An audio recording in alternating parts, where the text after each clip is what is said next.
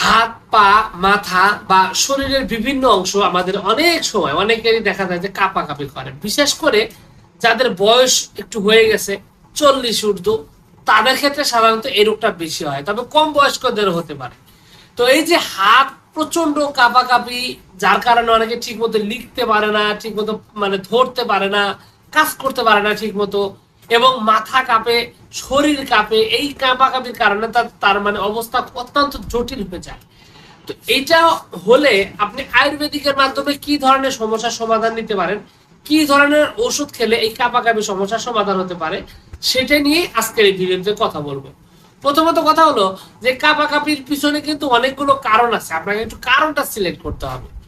অনেক ক্ষেত্রে দেখা যায় যে অস্বাভাবিক অতিরিক্ত পরিমাণে যারা দেখা যায় যে স্বপ্নদোষ হয়েছে, প্রচুর পরিমাণ স্বপ্নদোষ হয়েছে, অথবা দেখা যায় যে প্রচুর পরিমাণ মাস্টারবেশন, অথবা অস্বাভাবিক অতিরিক্ত স্ত্রী সহবাস, এই সমস্ত কারণে বা শরীর থেকে প্রচুর পরিমাণে ক্ষয় ঘাটতির কারণে দেখা যায় অনেকে হাত পা কাঁপে। এছাড়াও আবার অনেকগুলো কারণ রয়েছে, যেমন আঘাত পাওয়ার একটা বিষয় রয়েছে, আঘাতের কারণে এমনটা হতে পারে, স্নায়ুবিক দুর্বলতার কারণে এমনটা হতে পারে।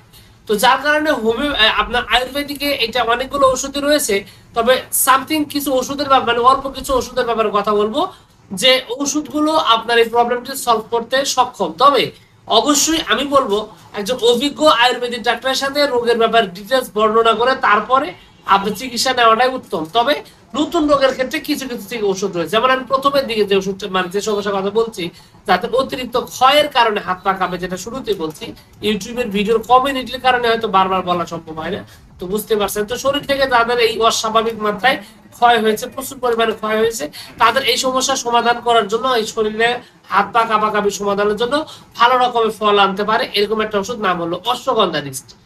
এই সালসাটি মূলত এই ধরনের সমস্যার সমাধান করার জন্য বিশেষভাবে কার্যকরী এবং এটা মানে সর্বাধিক ব্যবহৃত হয়।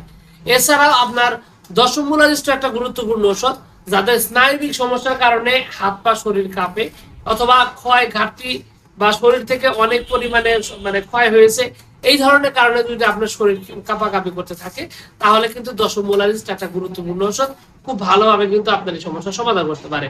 অনেক ক্ষেত্রে রক্ত স্বল্পতা, শরীরে রক্ত শূন্যতা বা এই সমস্ত কারণেও কিন্তু অনেকের হাত পা শরীর কাঁপাকাঁপি করতে পারে। তো সেটা যদি কারণ হয়ে থাকে, তাহলে আপনার লোহা সব নামক আরো একটা সালসা ওষুধ রয়েছে, আয়ুর্বেদিক ওষুধ রয়েছে, এই লোহা সব ওষুধটি সেবন করলে কিন্তু এই সমস্যা থেকে আপনি সমাধান পেতে পারেন। অনেকগুলো বটিকাও রয়েছে, যেমন আপনার বাত গজাঙ্কুশ, এটা একটা গুরুত্বপূর্ণ ওষুধ, এটা এই সমস্যার জন্য খুব ভালোভাবে কাজ করে। এছাড়াও আপনার এই হাত পা কাঁপাকাঁপি শরীর কাঁপাকাঁপি করার জন্য আরো বেশ কিছু ওষুধ রয়েছে, যেমন আপনার আপনার শুক্র সঞ্জীবনী হালুয়া, যাদের শারীরিক দুর্বলতা বা শুরুর দিকে বলছি ক্ষয় ঘাটতির কারণে যদি শরীর কাঁপাকাঁপি করে, তাহলে কিন্তু এই শুক্র সঞ্জীবনী হালুয়া এটাও কিন্তু খুব ভালোভাবে কাজ করে এবং এই সমস্যার সমাধান করার জন্য বিশেষ ভূমিকা রাখে। এইরকম ভাবে আসলে অনেকগুলো ওষুধই আছে, তবে নিজে নিজে চিকিৎসা করাটা আসলে খুবই ঝুঁকিপূর্ণ, কারণ এটা মস্তিষ্কের কিছু ব্যাপার আছে, স্নায়ুবিক কিছু সমস্যা আছে, এই সমস্ত কারণে দেখা যায় যে অনেকের এই প্রবলেম গুলো হতে পারে।